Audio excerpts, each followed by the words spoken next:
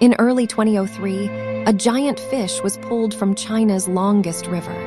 It was treated, tagged, and released alive. Within hours, its signal was gone. No one ever confirmed another living Chinese paddlefish. A creature built for one of the world's great rivers had slipped out of history. The Chinese paddlefish lived in China's longest river and the waters near its mouth. The river gave it deep channels, rich feeding grounds, and a path far inland. Adults moved through a world of brown current and shifting sand. Young fish grew as they traveled toward wider water. Every part of their lives depended on a river that stayed connected. Its shape was hard to mistake. A long, flat snout stretched far ahead of the head. Behind it came a smooth, pale body, small eyes, and a strong, forked tail. Reliable records show that some reached about 3 meters, and larger claims remain uncertain. Even at a safe estimate, this was one of the great fish of its river.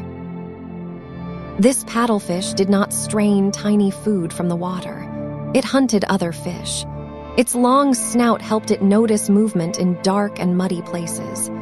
The large mouth could take prey while the body kept moving through the current.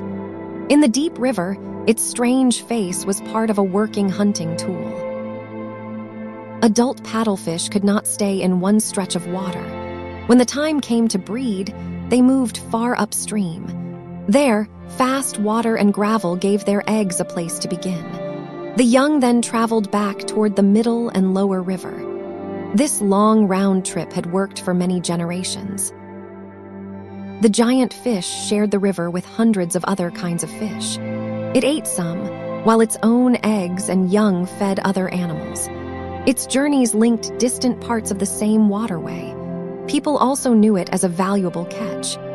The paddlefish belonged to both the natural life of the river and the lives built along its banks. For years, the fish was taken for food.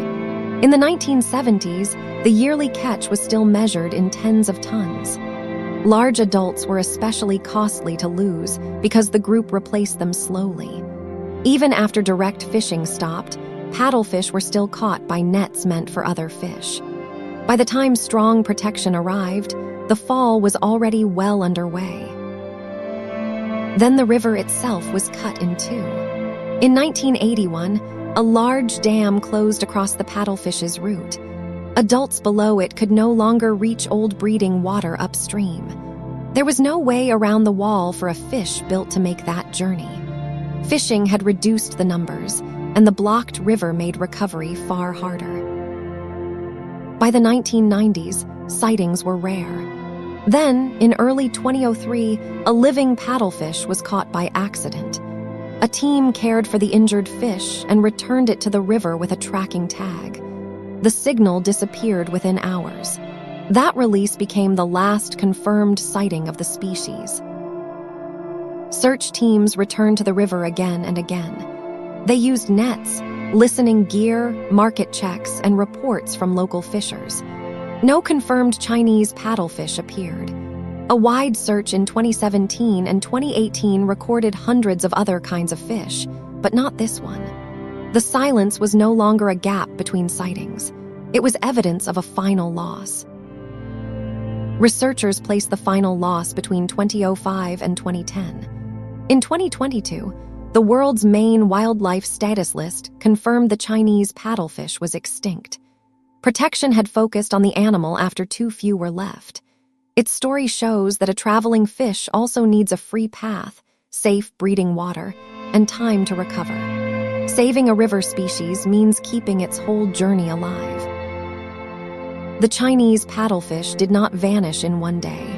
Nets reduced it, a dam blocked it, and action came after the last chance had nearly passed. Other river giants still face the same pattern. Next, we climb into a cloud forest to follow the golden toad and its sudden disappearance. Subscribe for the next story from a vanished world.